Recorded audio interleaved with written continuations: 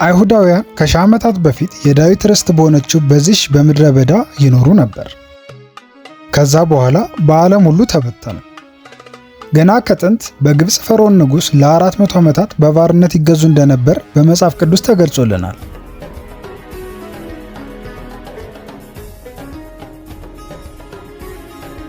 ከመላው ዓለም በየዓመቱ በሚሊዮን የሚቆጠሩ ሕዝቦች ይጎበኟታል።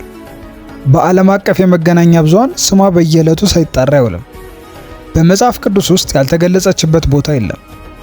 በሦስቱም ትልልቅ ሃይማኖቶች በክርስትና፣ በእስልምና እንዲሁም በአይሁዳውያን እምነት ቅዱስ ስፍራ ትባላለች።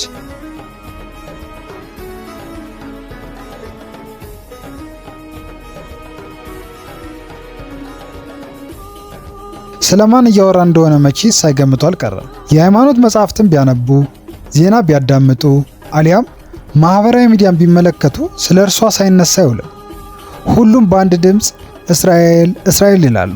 የዛሬ ጉብኝታችን መዳረሻ እስራኤል ነች። ለመሆኑ እስራኤል ማን ነች? የ77 ዓመቷን ሀገር ዛሬ እንጎበኛለን። ከዛ በፊት ግን ለቻናላችን አዲስ ከሆናችሁ ተመሳሳይ ቪዲዮዎች እንዲደርሷችሁ ሰብስክራይብ ማድረግ እንዳይረሱ። እንዲሁም ቪዲዮን ከወደዳችሁት ላይክ በማድረግ ጀምሩ።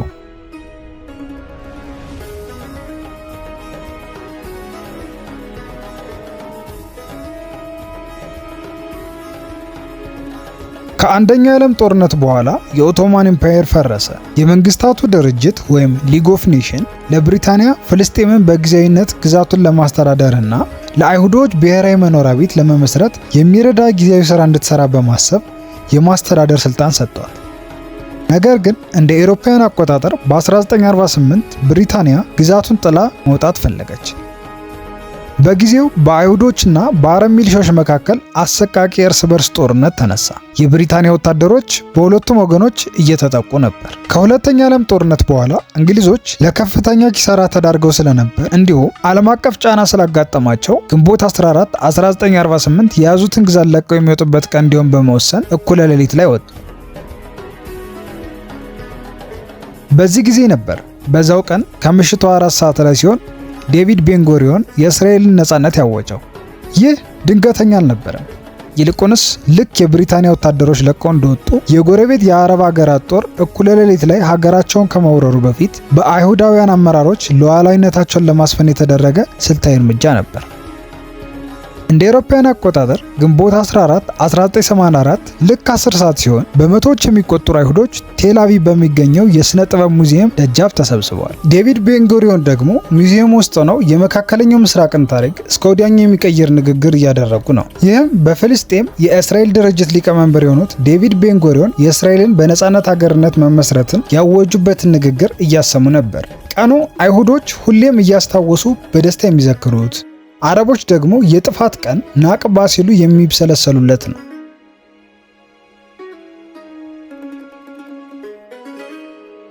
ዛሬ በወታደራዊ በኢኮኖሚያዊና በቴክኖሎጂ ዘርፍ ሀያላን ከሚባሉ ሀገራት አንዷ ለመሆን የበቃችው እስራኤል በዚህ መልኩ ነበር የተመሰረተችው።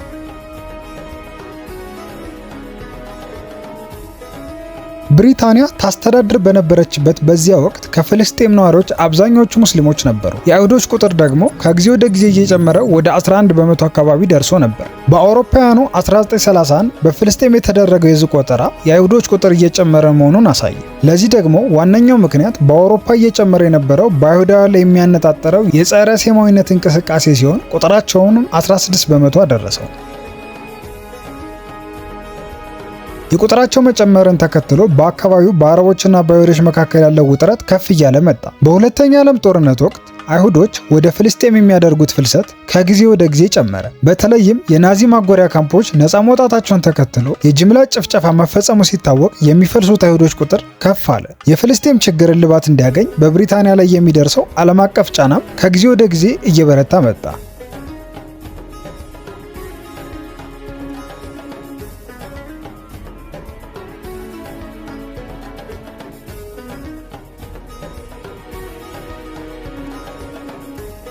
ብሪታንያ በአካባቢው መኖሯ በአይሁዶችም ሆነ በአረቦች ዘንድ ያለው ተቀባይነት ቀነሰ። የፍልስጤም በቦታው በሚኖሩት የአይሁዳውያንና ፍልስጤማውያን ነዋሪዎች ለሁለት መከፈል ምክንያት በአካባቢው እየጠነከረ የመጣውን ውጥረት ለመግታት ብሪታንያ ጉዳዩን ወደ ተባበሩት መንግስታት እንድትወስደው ምክንያት ሆኗል። ይህንንም ተከትሎ 11 ገለልተኛ ሀገራትን ያቀፈ የተባበሩት መንግስታት የፍልስጤም ልዩ ኮሚቴ ተቋቋመ። ኮሚሽኑ ግዛቱን ለሁለት በመክፈል አንዱን ለአረቦች ሌላኛውን ደግሞ ለአይሁዶች ሰጠ።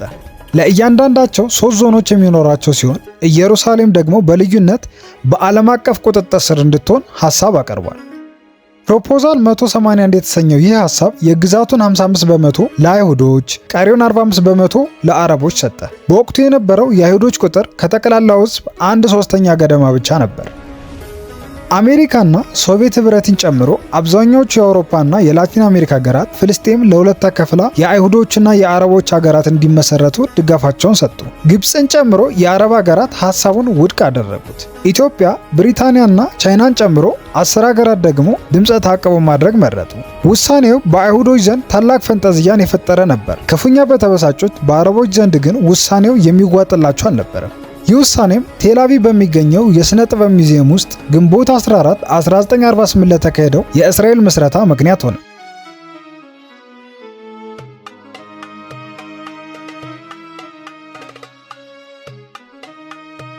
በዕለቱ ጠዋት 5 ሰዓት ላይ የብሪታንያ የሩብ ክፍለ ዘመን አገዛዝ ተጠናቆ የአገሪቱ ወታደሮች ፍልስጤምን ለቀው ወጡ። ከ5 ሰዓታት በኋላ ደግሞ የእስራኤል የመጀመሪያው ጠቅላይ ሚኒስትር የሆኑት ዴቪድ ቤንጎሪዮን እስራኤል በመካከለኛው ምስራቅ ውስጥ የአይሁዳውያን አገር ሆና በይፋ መመስረቷን አወጁ።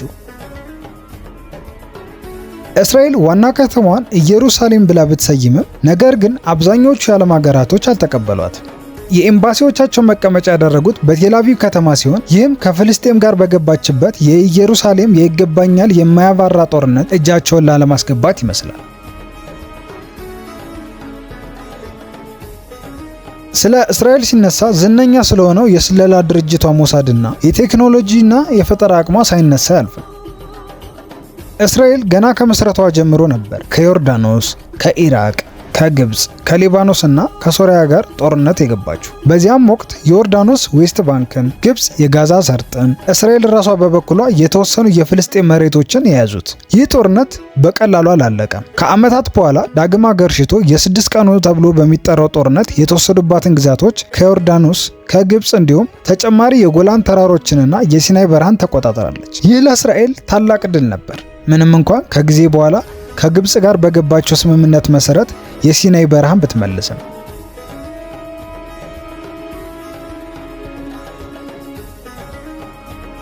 በዘመነ የአገራት ታሪክ በብዙ ሀገሮች ለሕክምና እርዳታ ሲያስፈልጉት አምቡላንስና ዶክተር ይጠብቃሉ። በዚች ሀገር ውስጥ ግን በዶክተሮች ላይ ብቻ ሳይሆን ከ30 ሺህ በላይ በሰለጠኑ በጎ ፈቃደኞች ላይ ይተማመናሉ። ነገሩ እንዲህ ነው። አስተማሪዎች፣ ተማሪዎች፣ ባለሱቆችና ሌሎችም ማገን ዴቪድ አዶም የሚል ስያሜ በተሰጠው ሲስተም አማካኝነት የመጀመሪያ የሕክምና እውቀት እንዲወስዱ ይደረጋል።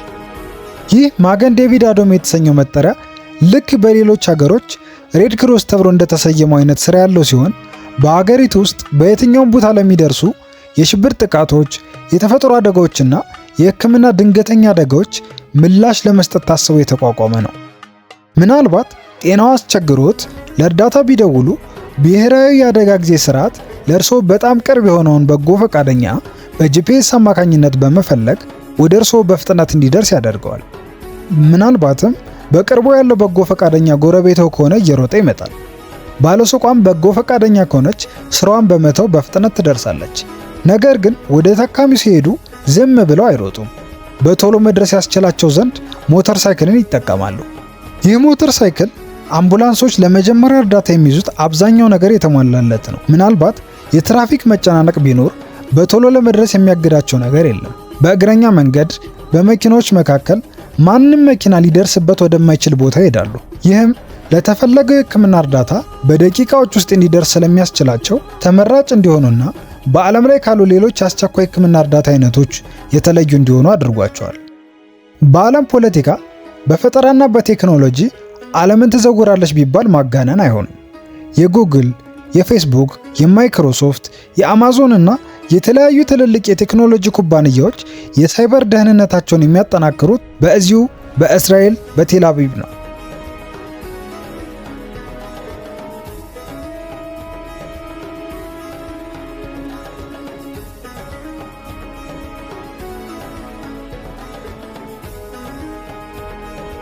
በቴል አቪቭ ብቻ ከ400 በላይ የሳይበር መከላከያ ኩባንያዎች አሉ።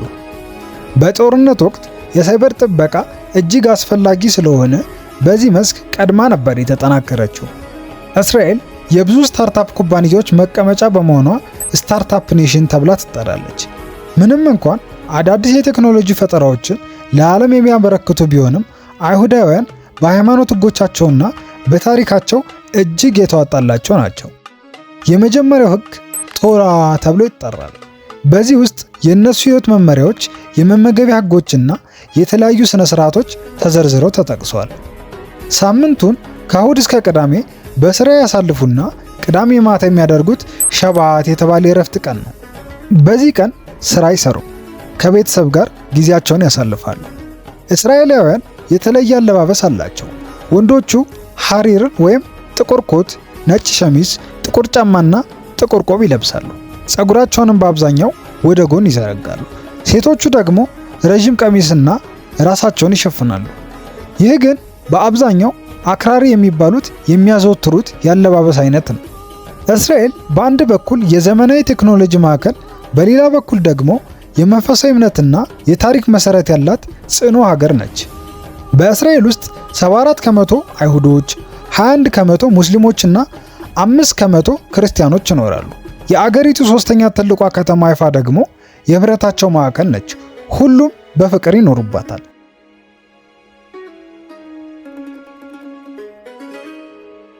ስለ እስራኤል ካወራን አይቀር ወደ አንድ ጎሳ እንውሰድዎት። አልትራ ኦርቶዶክሶች ወይም ሐረዲዎች ይባላሉ። የአይሁድ እምነት ተከታዮች ናቸው። በሀገራችን ቋንቋ አክራሪ አይሁዶች ልንላቸው እንችላለን። ታዲያ እዚህ ዘመናዊነት ብሎ ነገር የለም። ቲቪ፣ ኮምፒውተር፣ ኢንተርኔት፣ ስማርት ስልክ፣ በአጠቃላይ የቴክኖሎጂ ነገሮችን አይጠቀሙም። ዘመናዊ ትምህርቶችንም አይማሩም። ቀኑን ሙሉ ጸሎት በማድረግ እንዲሁም ቶራና ታልሙድን በመማር ነው የሚያሳልፉት። ተጨቆነው እንዳይመስላችሁ። ቴክኖሎጂን ከተጠቀም ከአምላካችን ጋር እንቆራረጣለን ብለው ስለሚያስቡ ነው። ታዲያ እርስ በርስ እንዴት ነው የሚገናኙት ብለው አልጠየቁም? ልክ ብለዋል። እርስ በርስ ለመገናኘት ስልክ ይጠቀማሉ። ነገር ግን ስልካቸው ኮሸር ይባላል። ከመደወል ሌላ ጥቅም አይሰጥም። የዛሬን ጉብኝታችንን በዚሁ አበቃን። አብራችሁ ስለነበራችሁ እናመሰግናለን።